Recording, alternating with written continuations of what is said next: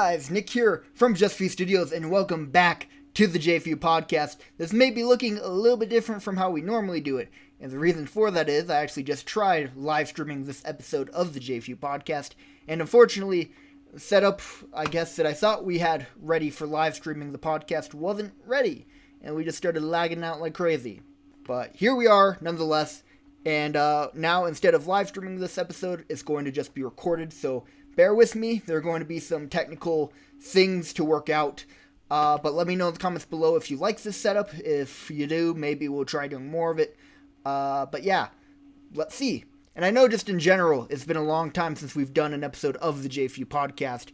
The last episode was the year in review episode that we did back in January, and we did nothing in February. Then here we are in March with the J4U podcast that is still not live, unfortunately. Damn it. But to make up for that, I plan on doing, when I'm back in the Tucson office, because apparently I can't do it here, a live AMA/Q&A, where I can just talk with you guys, answer questions. Probably no real structure to the podcast, just another chat like we had back in August, September-ish time. But yeah, so just kind of another AMA Q&A like that one. Also, so last weekend had some interesting thing happen. So, if you guys don't know, the main J4U office is in Tucson, Arizona, and then I'm up here trying to build another one in Flagstaff, Arizona. In Arizona in general, but especially Flagstaff, got hit by a snowstorm last weekend. As of at least recording this video, I think we got 3 feet-ish of snow coming in. So I basically was just in my room working on stuff for about 4 days, dreading going outside just because there was, 3 feet of snow coming down, plus there was already maybe 6 to 8 inches on the ground. So there was a lot of snow, to be said. So I was just eating all my meals inside and looking at the mayhem of the world melting, or I guess not melting, cooling from a window. So that was fun. That was something that I'm not used to, being in Arizona. Arizona, more typically thought of as a desert state, not up here in Flagstaff, but even other areas of Arizona got hit by a snowstorm, which I know if you're in maybe Chicago or Midwest area, you guys are probably thinking that's nothing because you guys had it even worse this winter, so I apologize to you guys. Alright, also, I know it's customary we have this intro where before we get into all the movie stuff, I want to shout out some stuff. So the first thing I want to shout out is Super Mario Not For Families Game Night. We had 2 episodes of it. Please go watch it. Please go support it. Because that was so much fun to record and live stream that I just want to make more. But we can only make more if you guys like it. So please watch it. Trust me, you will like it. If you start the video, you'll watch it all the way through. By the end of it, you'll get why I want to make more. Are you doing what I think you're going to do? Wait, let me see. Hold on. I need to see the map. If I went this way, I could get an ally, but I think I'll have to take one for the team. To do what I want you I'll to have to take one for the team, but I'll get a 6 just so I'm closer to it. I can't get to it yet. That's fine. Oh my god, I was kidding. Shoot, I was kidding. 11! Fuck. Alright. 11! Alright. Hold on. I love Are you thinking Let's do it. Let's do it. We had the same thought. Okay. Whew. Alright. I am sorry. Sorry, Luke. What? I'm sorry. What? Wait, what happened? What? I don't know what's going on. I'm sorry, Luke. Oh, you just So, buy a star? No. Pay to steal a star. Oh, shit. Alright. I'm sorry. Gee, who am I gonna steal from? Oh, wow. Let's steal from Boo. Yeah, one moment. Take your time. Take your time. 30 coins, you're welcome. Just fucking robs him. I'm in debt and fucking lame. Not only am I dead, Oh, but I I'm get in debt. I get and a I'm star. poor. I don't mind if I do. Oh, screw it. I mean, you could go for the other star too. I'm while gonna you're go at for it. both stars. Yeah. Marco, why do you think he said both stars? Luke, do you know why he said both stars?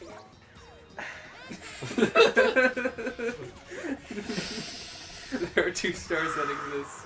That's true. I could Just, steal it from Nick. just steal Fair it though, from we Nick. had the plan. Yeah, that's. Oh, okay. What the fuck? Why? Well, he was just minding his own business. Okay, I am legit dead by this point. When are you gonna call? Luke, when are you gonna call the police? You've been robbed twice. So please go check out our Mario Party videos in the Not for Families Game Night series. They're here on the channel. Also, so if you guys have watched or were fans of the J4U vlog back during Season 1, or more specifically Volume 1, you will remember Carissa, who is a big part of the J4U vlog. She now has her own YouTube channel where she's doing kind of her own vlogs. I woke up early for this. I mean, it's 12:30, so you're welcome. Basically, this video is kind of just get to know me. Filmed this video a few days ago. It was really early in the morning, and I thought, I'm not gonna get ready for school, I'm not gonna get ready for work. But I did anyways, and then it ended up being terrible because it was morning time and I was quiet and I was all mumbled, but that's how my voice is, so I didn't know if it was just me or if it was the world and it was just the universe going against me. I don't know. I haven't decided yet. And I've been watching all of them. I love them. They're incredible. So there's a link down in the description below where you can watch some of her videos. And trust me, you'll want to subscribe after you do. So please go check her out. Give her some support. And if you do end up subscribing, let her know that we sent you there here at J4U Studios. You know, that would be nice. That would be awesome. But yeah. Next on the list of stuff we're talking about. Oh, so this is more industry type YouTube news, but I wanted to put it in the beginning because I know most of you will watch the beginning, not all of you will watch the end, and that is kind of the thing going on with Defy Media.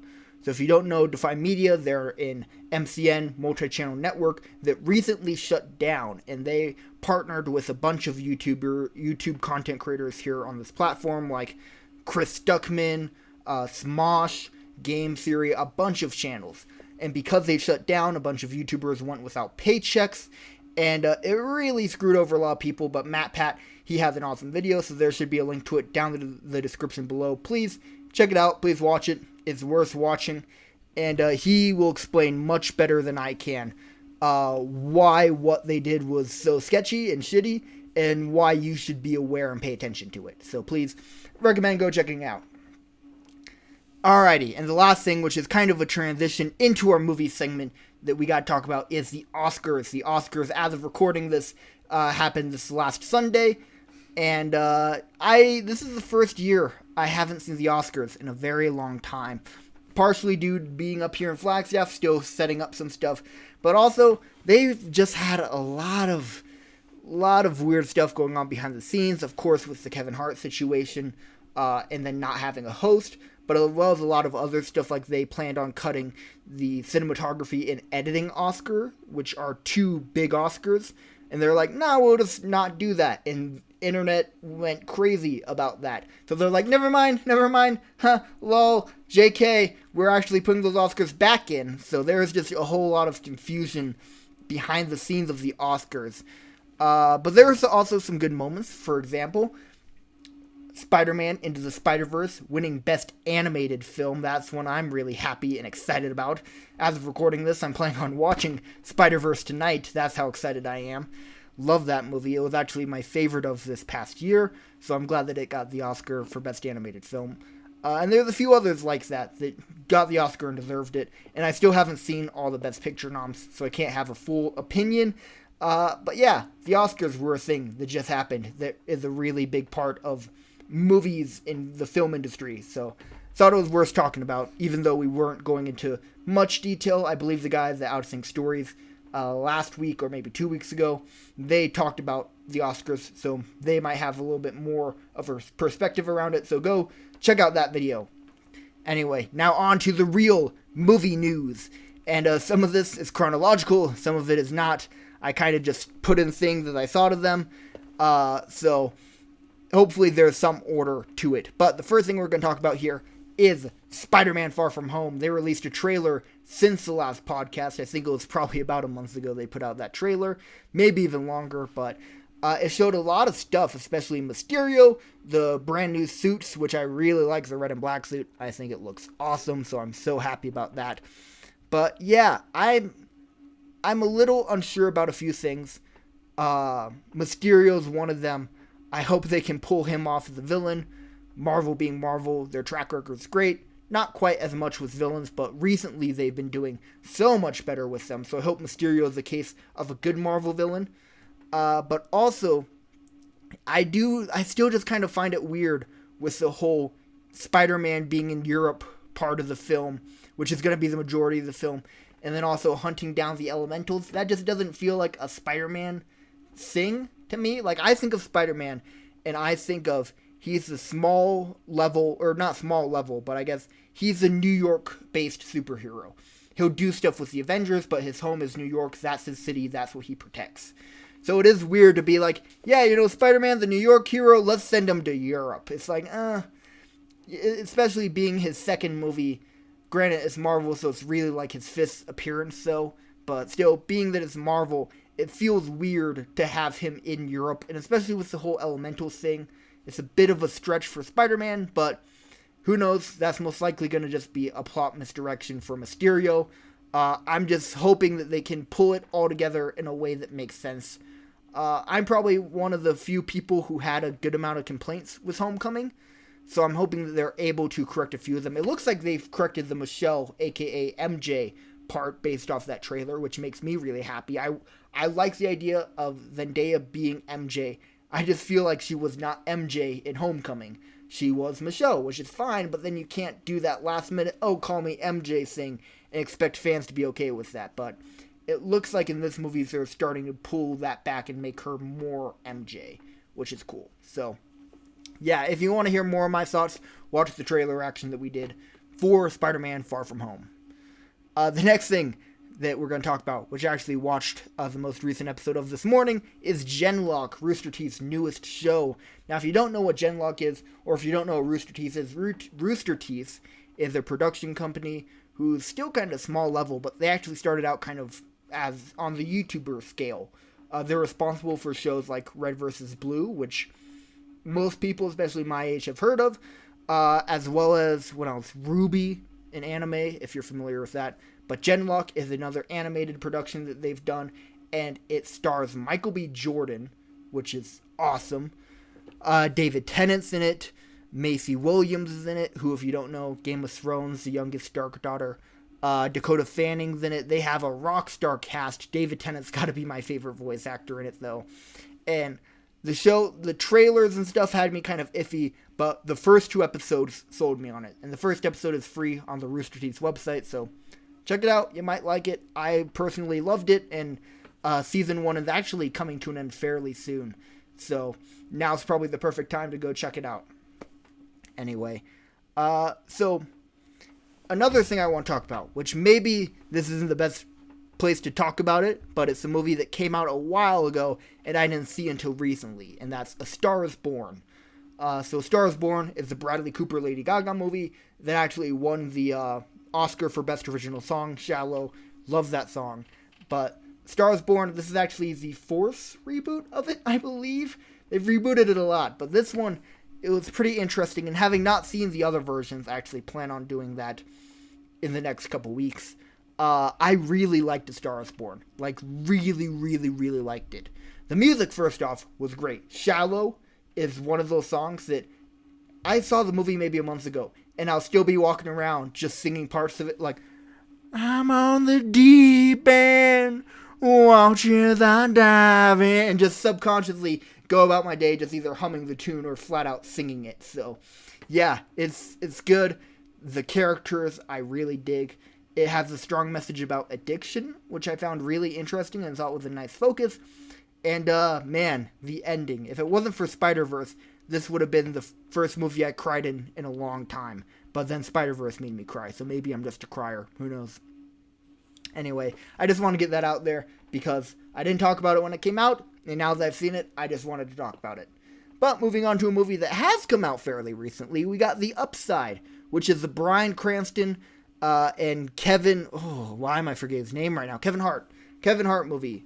And that one, it was one of those movies that I saw the trailer and I was like, oh wow, that looks awesome. Because it has just a rock star cast. I mean, Kevin Hart, if you don't know him, stand-up comedian, was gonna host the Oscars.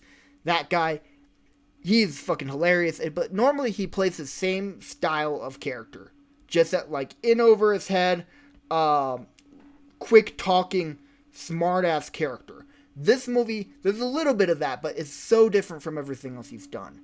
But then on the other side of things, you got Bryan Cranston. Bryan motherfucking Cranston, aka Breaking Bad guy. Like, he's awesome, but he has like that dramatic acting side, whereas Kevin Hart has a more comedic side. But the film brings those two actors together in such a way where they kind of can go back and forth and have a really dramatic scene, then a really hilarious comedic scene, and it doesn't feel weird tonally, which I just thought was awesome. I really enjoyed The Upside, and it's one of those movies that I'd probably, anytime it's on TV, I'd just stop and watch. I might buy it, I might not. I don't buy many movies. I typically will see it in the theater, be like, okay, cool, and then go about my life. This might be one that I'd consider buying, because I just really enjoyed it. I really enjoyed it. It has some problems, especially in terms of its pacing.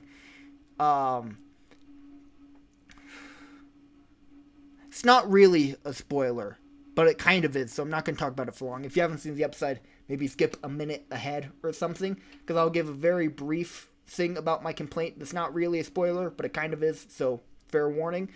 The movie starts off with a hook, like most movies do, where it's like, oh my gosh, this thing's happening. Whoa, what's going on? And then it'll be like 6 months earlier, or 6 weeks earlier. This one was 6 months earlier.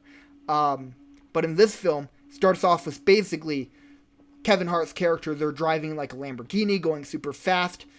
Characters aren't talking to each other. Kind of get this weird downer vibe. Police cars show up. It's kind of this chase thing. And they get stopped. And then Bryan Cranston's character looks over to Kevin Hart's character and goes, what do we do? And then Kevin Hart's like, look of, oh shit. And then it cuts to 6 months earlier. Which I was like, oh, that's interesting. Okay, I wonder what's going to happen. Because typically with that, you get the context for everything. So you're like, got it. Now I know what's going on. And now I get why he does what he does next. There is no real reveal in terms of like, oh, that's why they're in that situation. No, it's just a fucking random scene near the end of the movie. And the what do they do to get out of it is he steps on the accelerator and drives away. It's like, that was anticlimactic, really. So that's one of the few complaints I have with The Upside is that kind of weird intro scene didn't need to be there. You could have put in something 10 times more interesting and more deserving to the plot. And then some other minor pacing things I have trouble with. But overall, I did enjoy The Upside. And now we're on to the next thing I have to talk about, which is Hobbs and Shaw, the Fast and the Furious spin-off movie. I had no interest in seeing this, I'm going to be honest. I liked the first 3. I think it was 3 Fast and Furious movies. Love the first one. And I want to say it was the second or third one that I also really liked. But then I just kind of stopped watching them as they started getting into the stupid, ridiculous territory. But now you have Hobbs and Shaw, which is a spin-off movie with 2 of the characters, Hobbs and Shaw. What? Crazy. And I saw the trailer, and it's definitely on par with the ridiculous of the new Fast and the Furious movies. Not so much from the explosion crazy car bullshit, but the fact that the villain in the movie is literally a superhuman. I'm not caught up with the Fast and the Furious franchise at all. I didn't expect for them to bring out a fucking superhuman who's like, yeah, I got superhuman strengths and like other superpowers, who punches down like a metal vault door. What the fuck? What is going on there? So again, not super caught up. Maybe this has already been established as being a thing in the Fast and Furious franchise. If not, they brushed out how they got superhumans in here. Are we gonna get like a DC Fast and the Furious crossover? Is Batman gonna show up in one of these? I wouldn't be surprised at this point. But I'm just really confused by watching that trailer of like, where did that come from? And the humor is very much so that Fast and the Furious, like, quippy one-liner, punching some people, quippy one-liner. So if you're into the ridiculousness of some of these Fast and Furious movies, I bet you're going to like Hobbs and Shaw. Having not watched the most recent ones, I had not a clue what was going on at all in that trailer, so I probably won't see it, but if that's your thing, power to you. Watch it, you'll probably like it. And I'll be curious to see, or to hear some people's thoughts about it after it comes out. Alright. So the next thing we have to talk about, so DC, quite a while back now, released a streaming service that has a lot of DC comic books. All their movies are on there, and now some original content. So the first thing they released was Titans, which we talked about on previous episodes of the J4U podcast, which is a very dark Teen Titans show, which apparently, from what I've heard, first episode's kind of rough, but you get the idea of like, oh wow, the trailer is kind of misleading, and then progressively the episodes get better. That's what I've heard. Don't quote me on that. Could be totally wrong. But now I think they've started releasing their newest original series on the DC streaming service, which is Doom Patrol. Now, if you don't know what Doom Patrol is, it's basically DC's version of X-Men. And it's kind of a combination of X-Men and kind of that Suicide Squad mentality of it's really about the misfits. So you got literally a Professor X character who's in a wheelchair, who is the leader of the group. His name is the Chief, I believe. But then you got Robot Man, you have Elastigirl, I believe her name is. Not from The Incredibles, a different one. And then I forget his name. You have... I'm forgetting his name, I know him. Basically, think of a mummy, a guy wrapped in toilet paper, whose power is he can kind of project an energy version of himself. They can do various things, but he can only stay away from his body for so long. And then Cyborg is also in the show. And then, of course, you have probably the most interesting part, Alan Tudyk. Is it Tudyk or Tudin? Something like that. You can feel free to correct me in the comments below, playing the villain and the narrator. So it's kind of this Deadpool-esque humor of basically everyone in the show, loser, this show should not have gone greenlit, him making fun of the show as he narrates over it, and is also the villain of the show, which was really interesting. So I hope it does well, because I like the tone and the humor of it. It is also very gory and graphic in some areas, but I'm definitely curious to see how the season is by the end of it. So, yeah, that's the thing. Doom Patrol. Okay. Oh, man, and the next thing that we're talking about, kind of on that same note of streaming services, is the fact that all of the Marvel Netflix shows have officially been canceled. Which is still crazy to me, and from what it seems like, it's apparently less of... Originally, the idea was, oh, Marvel's just trying to get rid of them so they can use them in the MCU. That could still kind of be the case, but the thing that has come out is the fact that there is, in their contract, a 2-year cooldown period, which means since these shows have been canceled, Marvel can't use characters like Daredevil, Punisher, Iron Fist, Luke Cage, etc. for another 2 years. Which is kind of interesting and also a bummer. It means we won't get Daredevil in any movies or any shows for another 2 years. Especially sad considering Charlie Cox was an amazing Daredevil. So that really kind of bums me out personally. But yeah, it's just kind of a shame there. And I really did enjoy the Netflix Marvel shows. I didn't see Iron Fist because I heard negative things and I'm not a huge Iron Fist fan. Luke Cage I watched most of, not all of, but other than that, I'm a hardcore lover of the Marvel Netflix shows. I love them a lot, so I'm really bummed and disappointed that it's officially over. Alrighty, next up to talk about here is the Aladdin special look, where we got to see the Genie. Yeah, that was something. So it's Will Smith in his blue Genie look. Which, it was interesting seeing Will Smith's response, because after the trailer came out, he was like, yeah, y'all should have believed me, I told you the Genie was going to be blue, and people were still upset. Because before the outrage was, what, he's not blue, and Will Smith had to come out and say some scenes he's blue, some scenes he's not, which is also kind of weird. But then when he was like, hey, I told you I'd be blue, the internet was still furious and outraged because of the look of the Genie, which I get. It's not the worst thing in the world, but man, that CGI is rough. Especially for Disney. That CGI could have been so much better done. And I was watching it going, ooh. Yikes. Okay, that was something.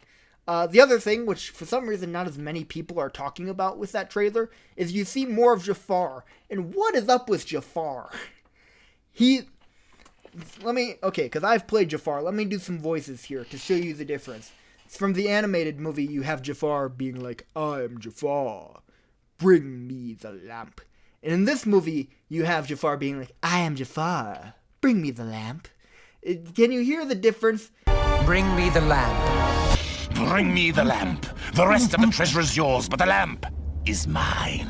The newer movie is, he's more hipster Jafar, like, oh yeah, bring me the lamp if you want to bring me the lamp, that's cool. It's up to you though if you want to bring me the lamp. By the way, I am evil, because I'm Jafar.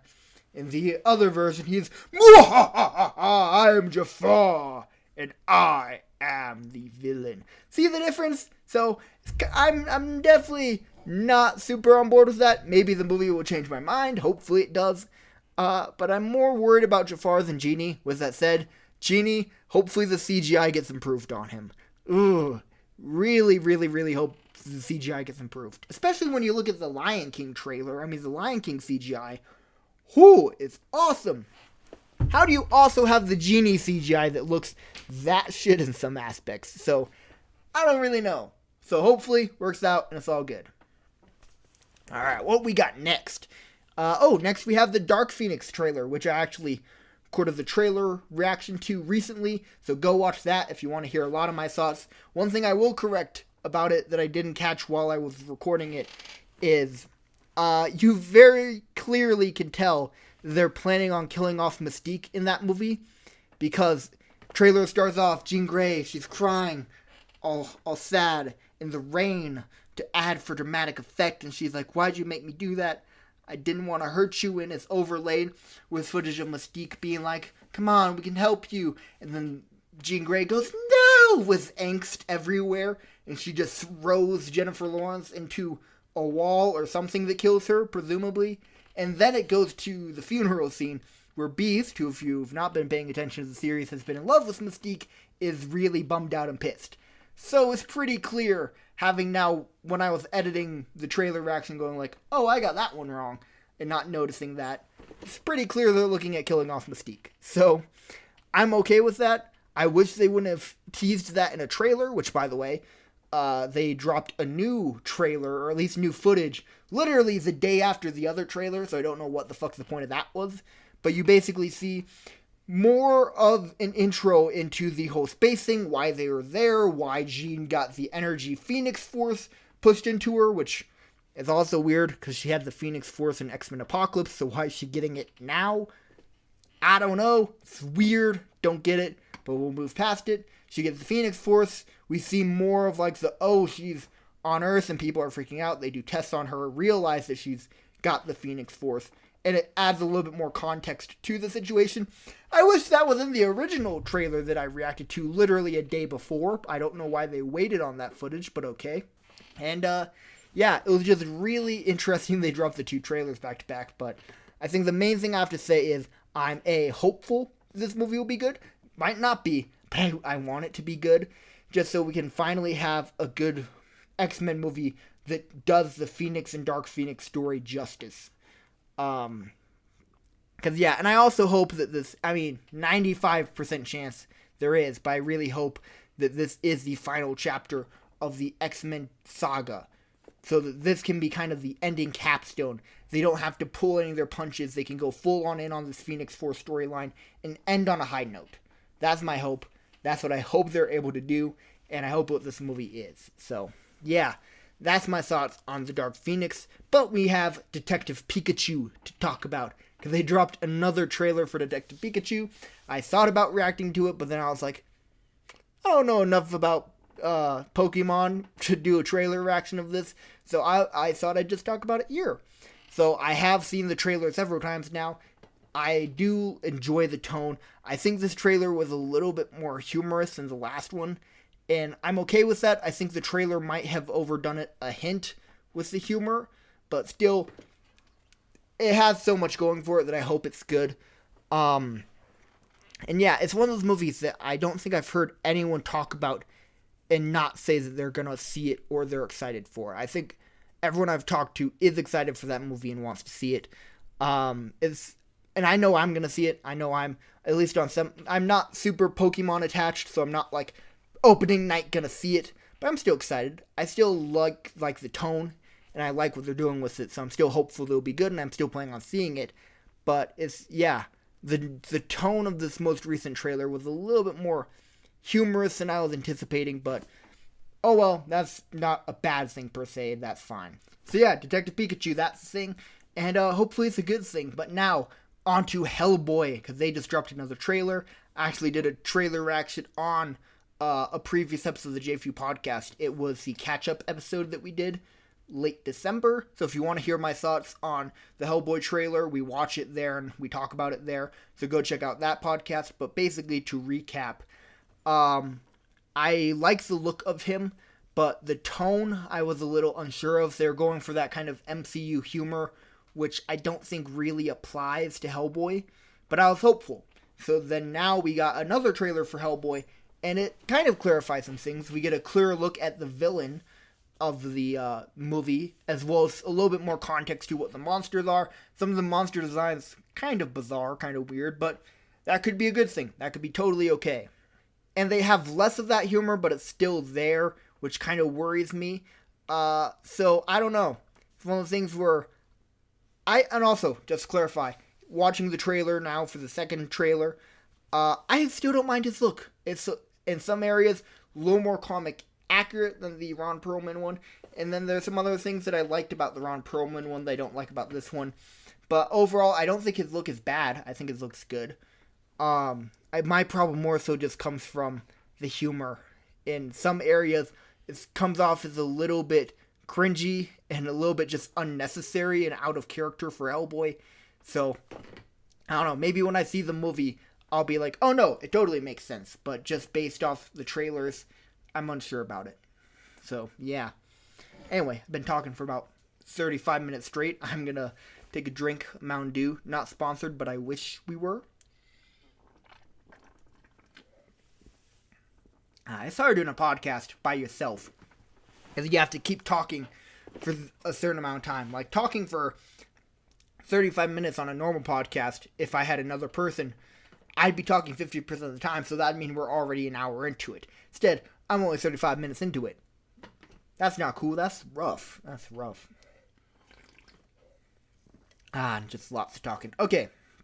So, last thing we have to talk about, though, in terms of movies, is the Captain Marvel movie that is coming out as of recording this video in less than a week. So, basically, the reason I want to talk about it is just to give my thoughts before the movie comes out and before I see the movie, just to kind of let you guys know where my brain's at before I go and see it. So, it's probably, in terms of Marvel movies, one I'm not super excited for. I mean, it's Marvel, though. They have an amazing track record. I'm sure this movie's going to be good.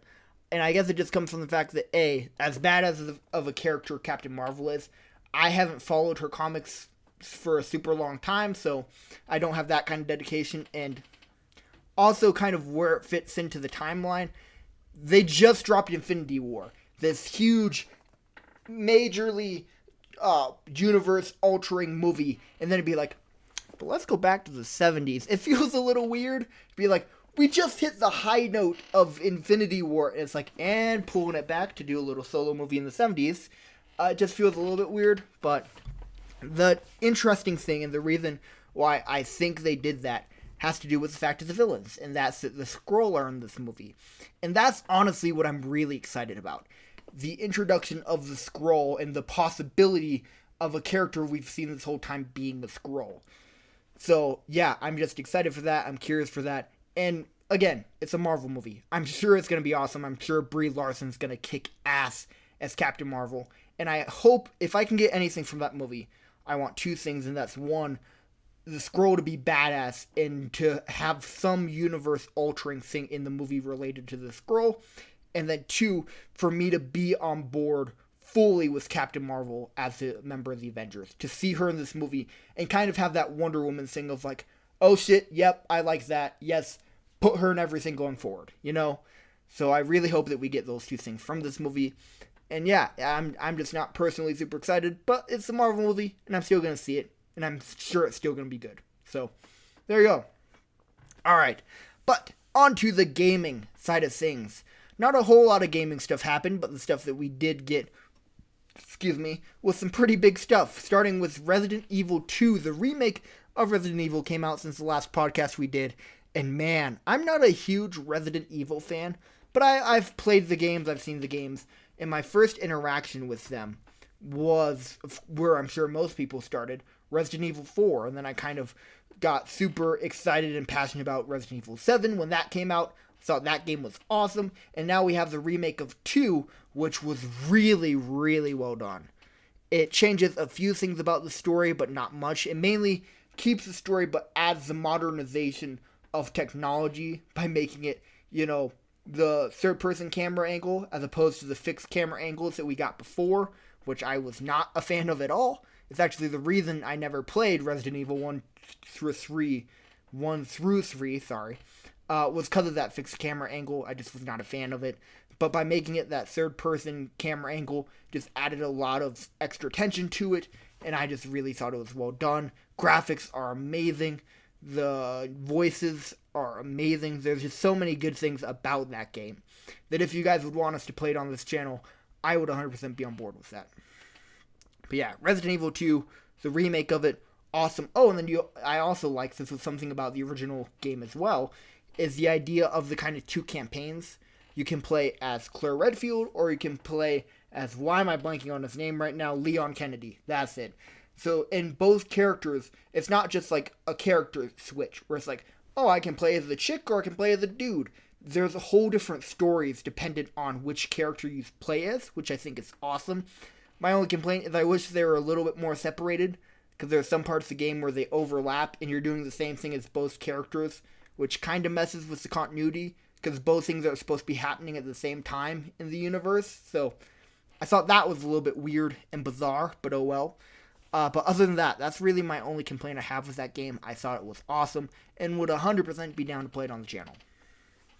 And then finally, we have one of the most confusing games I'm sure to come out of this year, but also one of the most awaited and badass ones, Kingdom Hearts 3, which actually, other side of this wall here, have a roommate who is a huge fan of Kingdom Hearts. He's probably been playing it nonstop since the game came out. But yeah, Kingdom Hearts, this is Kingdom Hearts 3. Funny enough, not the third game. They've had a shit ton of games, but this is the third of the main continuity ones. Even though they reference stuff from the spin-off and side pieces, it's a confusing mess of story. That's kind of the main reason I've held off on playing it, but the concept is really cool of getting the Final Fantasy characters and the Disney characters in a combined story that kind of just explores all of the Pixar Disney universes in the context of just a badass fighting game. Well, not a fighting game in terms of like a Street Fighter fighting game, but in terms of a third person, I'm gonna beat 'em up, kick-ass fight type game. So, Kingdom Hearts 3, it's one of those things where it's not personally my cup of tea, but I do think it looks awesome, and if it is yours, that's awesome. Hopefully you buy it, and hopefully you like it. So, that's Kingdom Hearts 3 for you, and that has been basically everything we've had to talk about. I know it's kind of really spitfire in these podcast settings when I'm by myself, but yeah, and that's it for the J4U podcast. And just a reminder, again, I plan on doing a Q&A / AMA type thing the next time I'm in the Tucson office, which will probably be between the 18th of March and, hold on, pulling up my calendar, stalling for a moment, talking, yada yada. Okay, so sometime from the 15th of March to the 23rd of March. So sometime in that time span, I plan on doing a live stream Q&A where I can talk about you guys, answer any questions you have, and just kick some ass on some stuff and just talk with you guys. Also to make up for the fact that I don't have chat in this, so I'm really by myself. I feel all alone. I'm in my darkness, my void. Being sucked into the void. No! But anyway, yeah. Thank you guys for watching this episode of J4U Podcast. Let me know what you think of the setup. Still definitely fine-tuning it. Still definitely working on it. Still trying to make it stream compatible. Not quite there yet, unfortunately. Damn it, but oh well. But thank you guys for watching. Please like, favorite, comment, and subscribe. Share this video with all your friends, and I will see you guys on the next video. Stay classy. Later. Bye-bye. Woo!